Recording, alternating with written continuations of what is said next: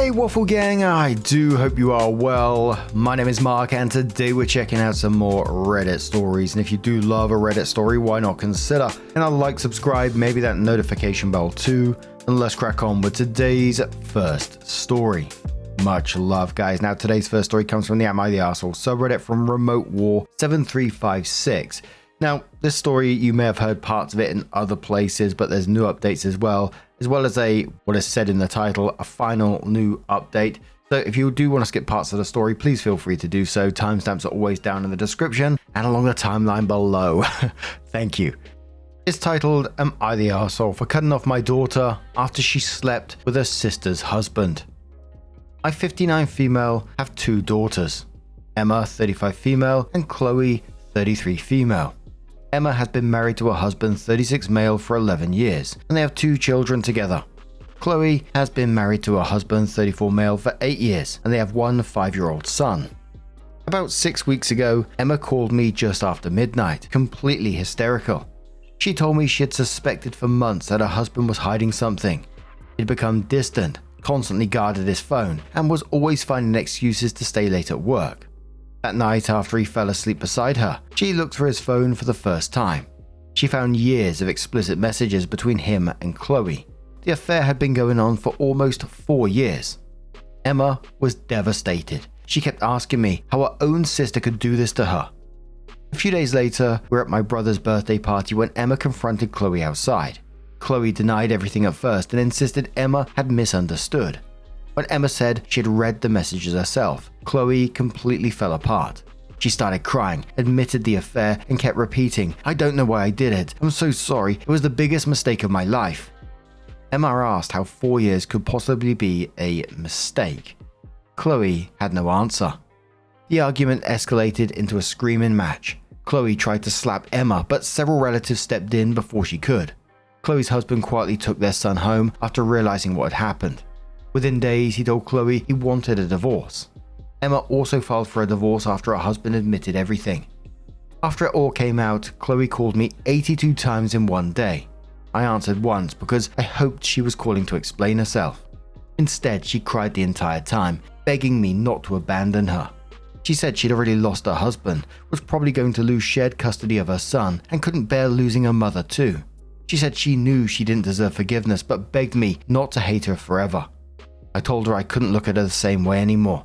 I said this wasn't one bad decision. It was years of lying to her sister, her husband, and the rest of us.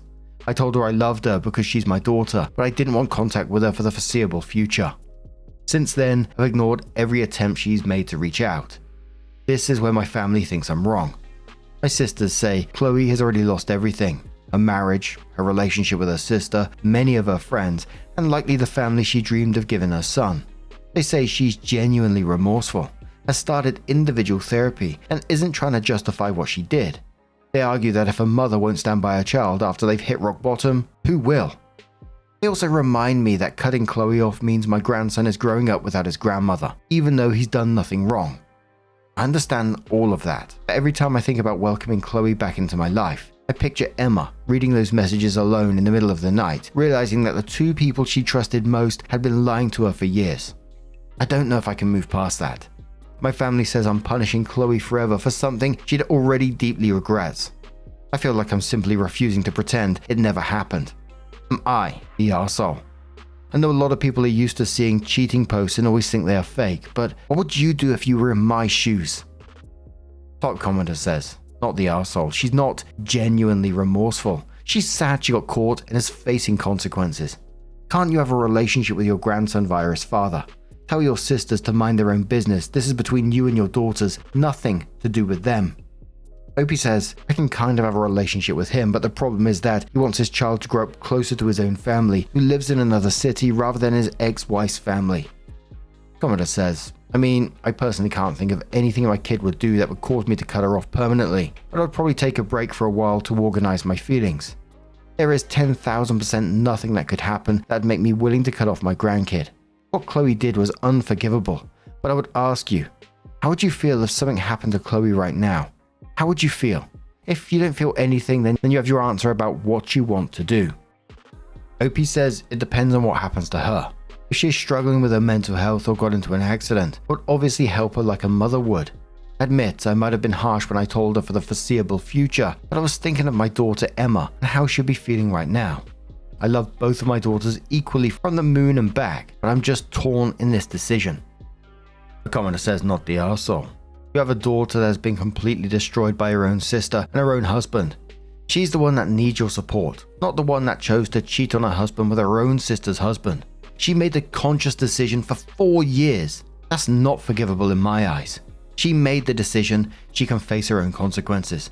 I'm sure her soon-to-be ex-husband will still allow you to be part of your grandson's life. Reach out to him and let him know you're not speaking to her, and just be there for Emma and her kids. Opie says thank you so much. I've reached out to him, but I haven't heard anything back. Opie then responded to a long comment on if it's possible for Chloe to lose full custody of her son because she cheated. Opie says she might not. Her ex-husband wants to move far away from all of this. He wants to move to his own side of the family, which lives in a different city. It'd be hard for Chloe to be there for her son unless she moves with him or gets an apartment there, which I don't think she would unless she really wants to see her son. Commenter replies to that saying, so she would rather lose her son than move to be near him. There is nothing on this earth that would have prevented me from fighting tooth and nail to keep my kids. How far away is his family? She can absolutely file an emergency stay order to keep the kids locally until custody is settled, and wronged by her or not. Most courts will put the children's needs first. Courts tend to prioritize joint custody regardless of what dad or mum thinks, unless one parent is willing to sign rights away. She needs a lawyer ASAP. If she's willing to walk away from her son without a fight, then he is better off without her, and that tells me a little bit more of her character, and it makes me even less sympathetic to her than I already was. Opie says we're in Florida, and his family is in Washington. Just did a quick Google, that's 2 hours by plane, 14 hours by car, or 16 hours by bus apparently. A commenter says, not the arsehole. Chloe's only regretful because she's been caught. It's not like it was a one-time thing for even a couple of months. It was 4 years. That requires active decision-making to not only continue the affair but to hide it from her husband and her family. I think space right now is definitely needed. Try to find a way to stay in contact with your grandson's father. I personally believe if you cut Chloe, that it would make things easier for your ex-son-in-law to trust and allow you to visit if he gets sole custody. She is an adult and has to live with her choices. I wouldn't be able to speak with my sibling if they did this to me. I think as a parent you love your child no matter what, and you still can, but I don't think you're the asshole to cut contact with Chloe. Whether it is permanent or not is up to you. Chloe made this choice and these are the consequences. She lost everything because her and Emma's husband destroyed each other's lives and marriages. That's the worst thing you can do to a sibling.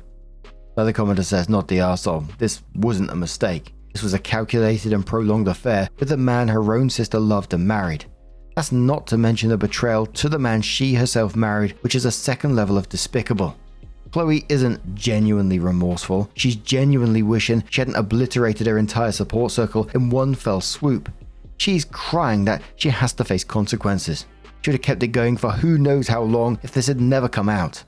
That she denied it at first is all you need to know, that she doesn't feel a shred of remorse. She just doesn't want to lose you along with everyone else in her life. Whether she does this is entirely up to you. I personally could never look at my child the same way if they felt so utterly callous about betraying the two people she's supposed to love most in the world. So this is where OP comes in with her first update, which came 3 days later. It said, I know it's very early for me to post an update, and I wasn't planning on it, but after reading the comments on my first post, I decided I needed one final conversation with Chloe before I completely closed the door. I went to her house yesterday and I expected her to be emotional after calling me 82 times in one day, but she was surprisingly calm. I asked her the one question I still couldn't understand. Why? She admitted she'd been attracted to Emma's husband for years. She said what started as admiration eventually became feelings, and over time they crossed the line. Instead of ending it, they kept convincing themselves it would be the last time. She insisted she regretted everything. I asked if she'd spoken to Emma. She told me the only contact she had was one text before Emma blocked her on everything. Emma told her she'd destroyed their family, taken away her children's stable home, and that she hoped the affair had been worth losing her sister forever because, as far as she was concerned, Chloe no longer had one. Emma blocked her immediately afterwards. Chloe also admitted she later waited outside the school gates hoping to speak to Emma when she came to collect the kids. Emma refused to speak to her, warned her to stay away from her and the children, and told her that if she ever approached them again, she'd regret it. Chloe left crying. I told Chloe her waiting outside the school was completely inappropriate, regardless of her intentions. She insisted she only wanted to apologize and proved she cared about Emma. I then asked if she truly felt remorse. That's when I completely lost my patience. Instead of taking full responsibility, Chloe started telling me Emma's marriage had already been falling apart, that Emma and her husband had been drifting apart for years, and that he often confided in her. She admitted the affair was wrong, but repeatedly tried to place part of the blame on Emma, saying if their marriage had been happier, none of this would have happened. I was furious. I honestly couldn't believe I'd raised someone capable of thinking like that. I told her there is no marriage bad enough to justify secretly sleeping with your own sister's husband for 4 years. I told her I wasn't just disappointed, I was ashamed that she was my daughter. The more she tried to justify herself, the angrier I became. The conversation eventually turned to her own divorce. She talked about how difficult everything had been for her and how her husband still plans to move to Washington with their son to be closer to his family. She said she may have to move there too if she wants to stay close to him. As she spoke, I realized almost everything was about what she had lost: her marriage, her home, her reputation, and possibly seeing her son every day. Very little of it was about Emma or the damage she had caused. At the end of the conversation, Chloe asked if we're cool now. I told her no, we're not cool, and we might never be. I said that if I ever found it in my heart to reconcile with her, it'd be on my terms and in my own time, not because she thought one conversation could erase 4 years of lies and betrayal. I walked out feeling angrier than when I arrived. I honestly don't know what to do anymore. I love both my daughters, but after that conversation, I'm not convinced Chloe truly understands the pain she's caused. So before the next update, there were some comments with responses. A commenter says, "Why does the other woman always believe the 'my marriage is falling apart and I'm not actually close to my wife' bullshit every single time? We all know this man would have happily remained in his marriage with his side chick sister-in-law forever if Emma didn't find him out. Hell, he's probably begging Emma in text to give him another chance, and that Chloe means nothing to him. Tale as old as time, but the women keep falling for it. Baffling." Opie says, "I'm pretty sure there might be a final part 3.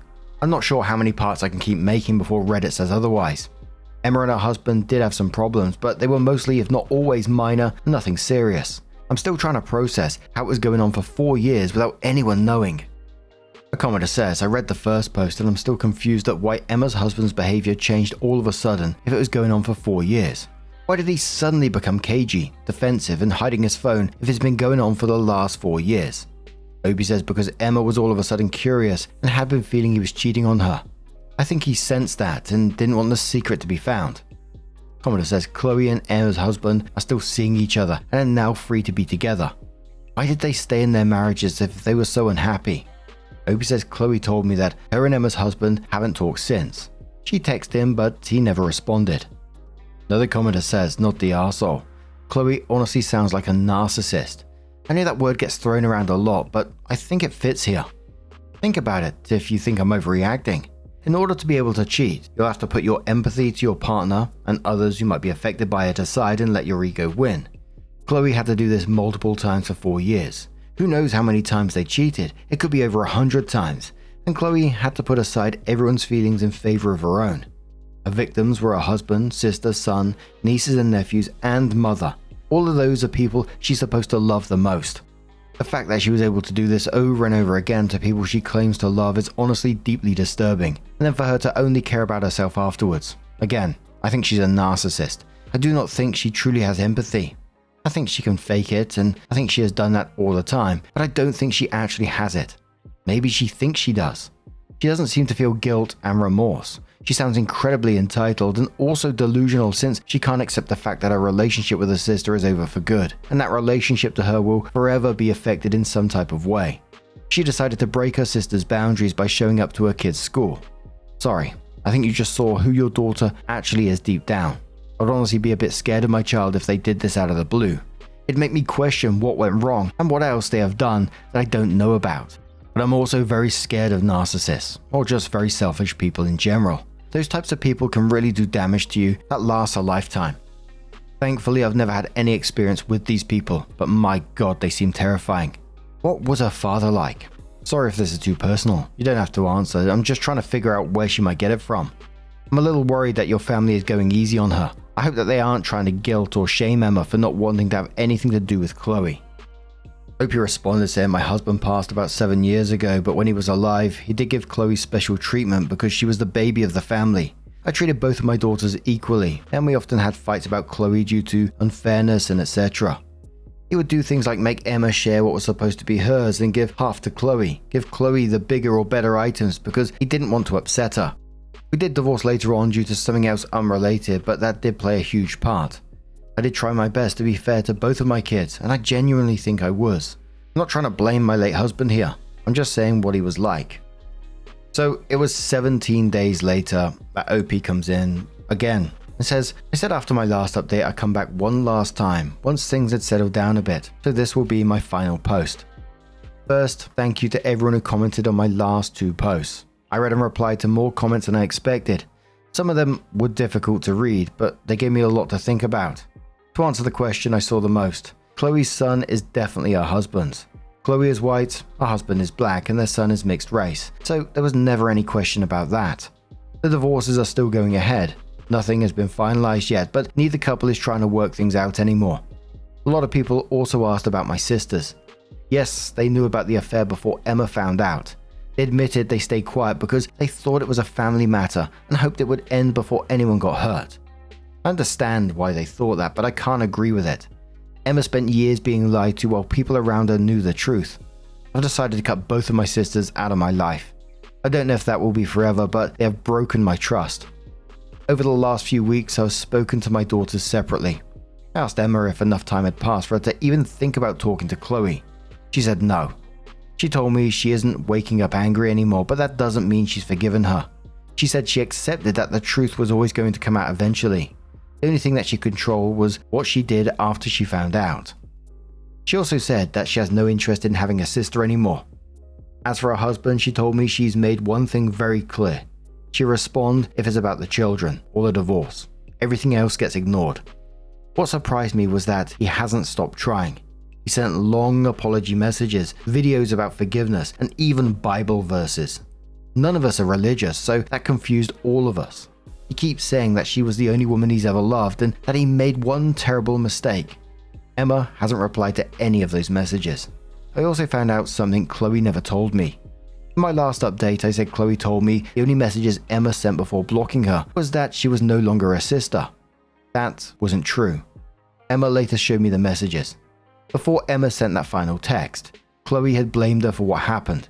She told Emma that maybe if she'd paid more attention to her marriage, things would have been different. She also said that if her husband had felt happier at home, he wouldn't have looked somewhere else. Reading those messages made me feel sick. When I confronted Chloe, she admitted she had sent them. She said she was angry, desperate, and trying to make herself feel less guilty. She told me she regretted sending them almost immediately, but by then, Emma had already blocked her. Chloe also told me she's moving to Washington once everything is finalized so she can stay close to her son, but in Florida, they allow the divorced families to stay, so I don't know why his father is planning to move there to be closer to his family, and Chloe doesn't want to be too far away from her child. She admitted she'd tried contacting Emma's husband after everything came out, but he never answered any of her messages. She eventually stopped trying. She also told me she knows she'll never get her old life back, but she hopes moving will give her a chance to start over. I told her that starting over doesn't erase what happened. She agreed. A lot of people asked if I'd forgiven Chloe. I haven't. I still love her because she's my daughter, but I don't trust her anymore, and right now we don't have a relationship. Maybe that changes one day, maybe it doesn't. I honestly don't know. This whole situation has changed our family forever. Emma lost her husband and her sister. Chloe lost her marriage, her relationship with her sister, and most of her family. My sisters lost me because they chose to stay quiet. This will be my last update. Hope one day all of us can find some peace, even if we never become a family again. If I missed out some details, I will respond in the comments. Thank you, Reddit. Absolutely brutal one, and what really got me in this one, it wasn't even the affair in some ways, which I know is devastating for Emma in this, and I feel for her an incredible amount. But it was Chloe in that she wasn't even remotely remorseful as she first appeared.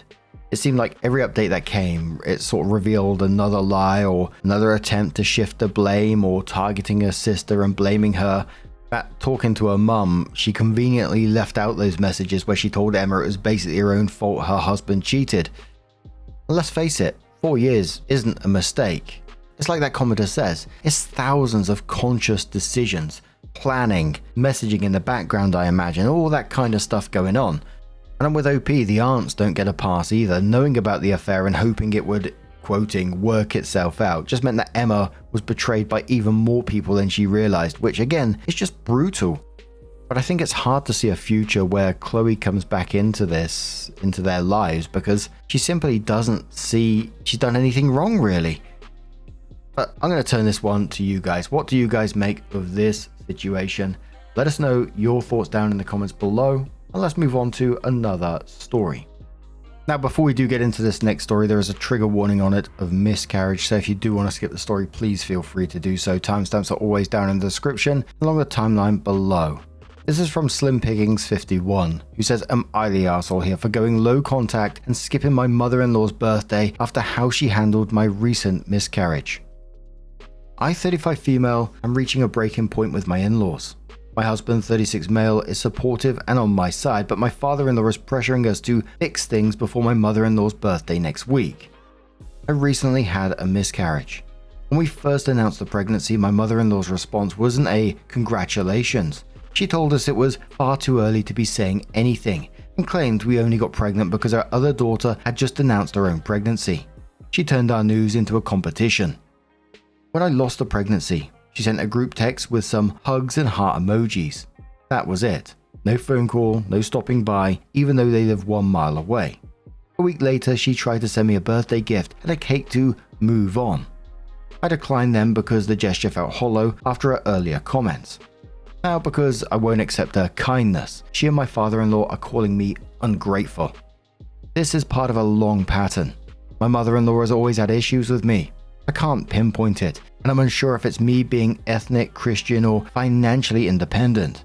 Seems to have an issue with all three. A few examples over the years. Our engagement. 8 years ago, we gifted them our engagement photos for Christmas. She took those photos and put them in a bad Santa game for 20 relatives to mock as a gag gift. My father-in-law tried to take the blame to protect her, but it was humiliating. My dad's funeral. When my father passed away, she called the funeral ostentatious and mocked the cost, telling me she'd rather be put in a cardboard box and burnt than have a service like his at the funeral. When I've called her out on any of these, there's a long list. She says it's how I perceive the situation, that I misconstrue, and that she's sorry about how I feel. I've officially left the family group chat. My father-in-law is now begging for family counseling before her birthday next week. I spent 45 minutes pouring my heart out to him about these incidents, and his only response was that her messages come from a place of love and care. He knows the behavior is wrong, but he spent decades enabling her to keep the peace.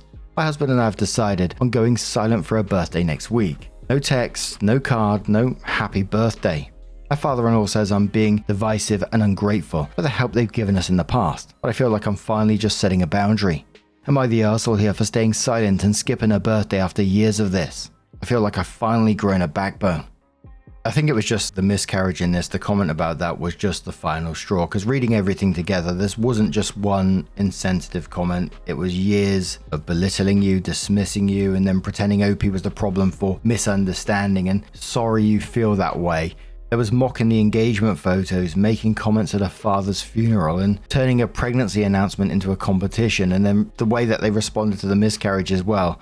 It's a pattern of behavior, not a misunderstanding.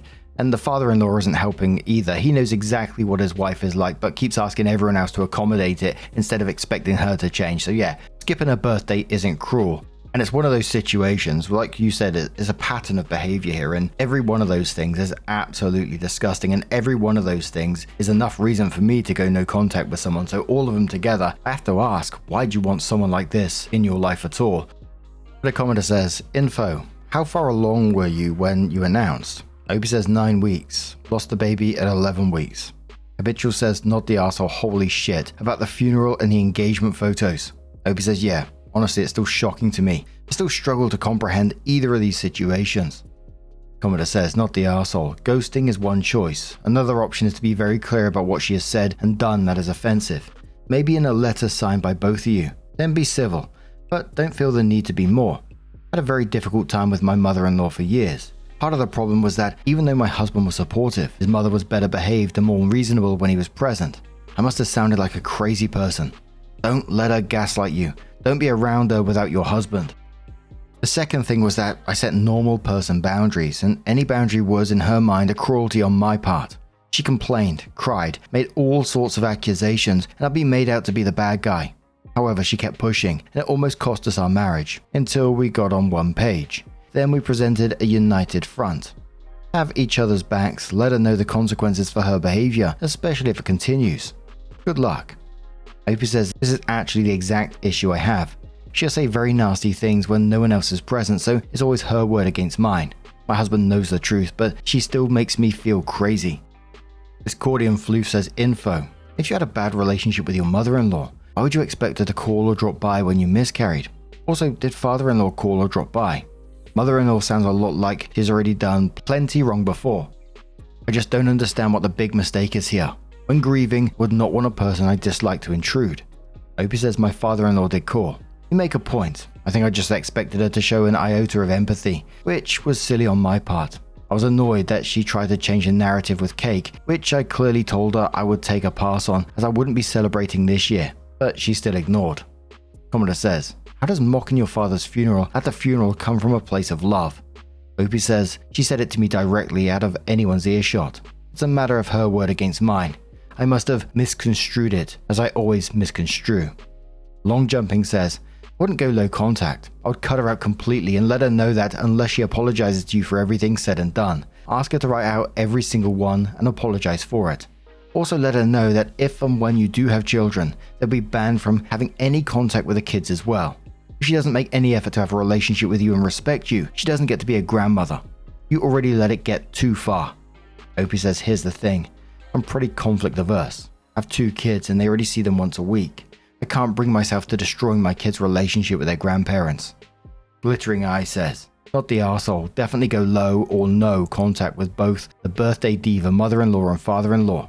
And says, though I really hope, when you mean you're Christian, that you're not one of the hateful ones that think some people are going to hell for no good reason. Please don't be one of those. Opie says, nah, not one of those, but I do go to mass weekly with my family and she always causes problems about our lack of availability on a Sunday morning. Why can't we ever do brunch like normal people on Sunday? I do think, however, it's never too late for this woman to seek salvation.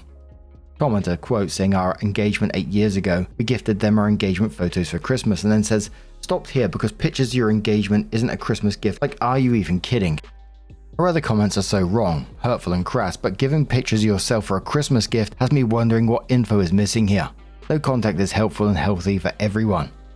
Opie says there's another comment here about this. They love family photos and frames fill their house with it. It was my husband's idea. I'm not sure if it's just me, but I found that comment odd. I love a family photo as a gift. But after 3 months and 27 days, Opie comes in with what is their final update and says, I posted here a few months ago and have an update. My husband and I had a miscarriage a few months ago.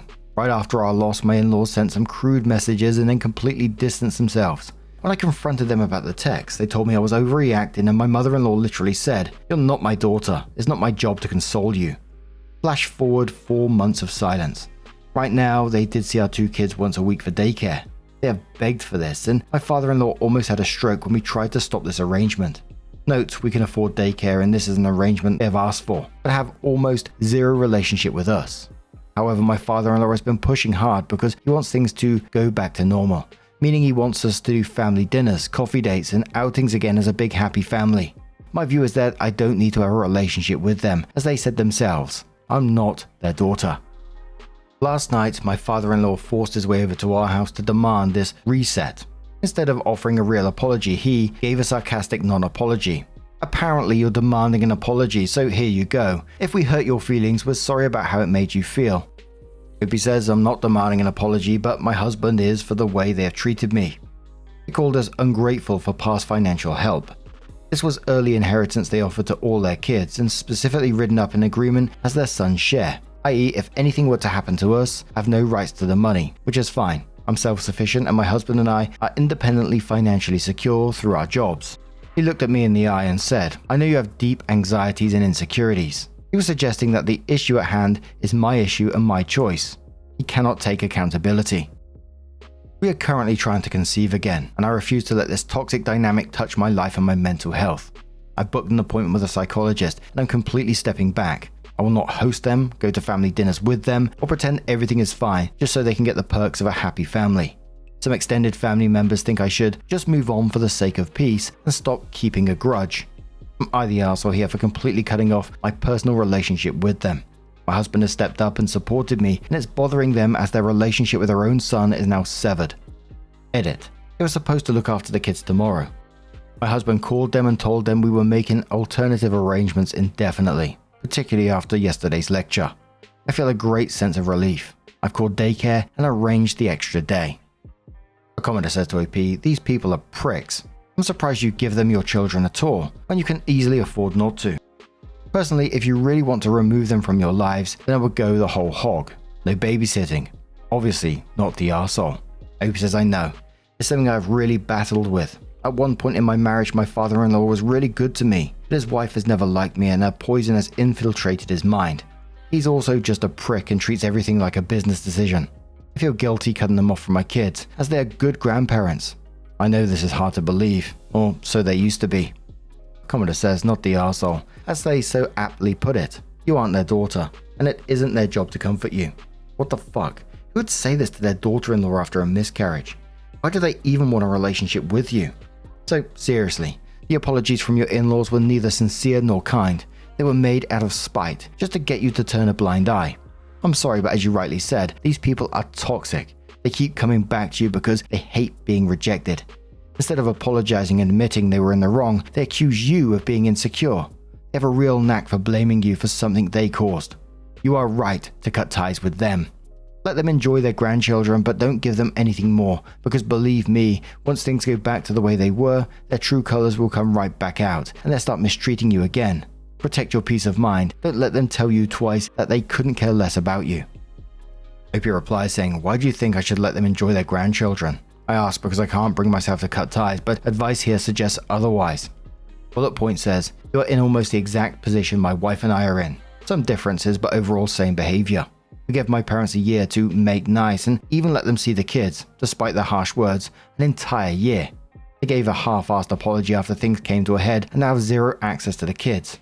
I hate that these are my parents. I'm embarrassed of them, and I'm ashamed my wife has to go through this with them. I don't have advice. We're navigating all this all in real time as well. I just want to commiserate. You are not the arsehole. OP responds saying, I'm sorry what you're both going through. The most important thing is that you back each other at all costs. This is your family, not theirs. Commenter says, not the arsehole, obviously, but I gotta say the engagement photos as a Christmas gift is pretty hilarious. I don't understand photos of grandkids, but engagement photos? OP says, ugh, not my idea, it was my husband's. Wolf says, why are some extended family involved in this? Not the arsehole except for dragging family into a matter between you and mother-in-law and father-in-law. That only ensures the drama multiplies. OP says mother-in-law and father-in-law are telling their family, my husband's aunts, uncles and siblings, that they're calling us to say, you're better than that. In our view, it's no one else's business, but we've been inundated with calls about what we are putting them through. And one more commenter says, everyone sucks here. Mother-in-law was right, she isn't your mother, and it isn't her job to console you. You say you confronted them over text. That's something that really requires a conversation, not text. You're not only cutting ties off from them, you're cutting ties from your husband and his parents, and your kids from grandparents because they hurt your feelings and don't console you. Seems extreme. OP says, I said confronted about the text, not over text. I spoke to them face to face. I find comments like that last one absolutely wild because it basically takes away any of the context. You've known someone for years who's married to your son, carrying your grandchild, who suffered a miscarriage. Basic human empathy would make most people want to reach out and offer some empathy or some support. Instead, you've got this mother-in-law who's already belittled the pregnancy, responded to the loss with a group text and emojis, and later said, you're not my daughter, it's not my job to console you. It's awful. There were some other commenters like that who seemed to ignore that. OP was describing years of this cruel behavior. But now, I'm going to turn this one to you guys. What do you guys make of this situation? I'm kind of wondering if this will be the end of this, because mother-in-law is basically separated from the grandchildren now as well. I'm sure she's not going to go down easily with that, but what do you guys make of this situation? Let us know your thoughts down in the comments below. Now, just a huge thank you for being here today, getting involved in the stories, your love, your support, your time. It always means the absolute world to me. So thank you so much for being here. Truly, it's absolutely amazing. And hopefully, I'm going to see you in the next one. Take care and much love.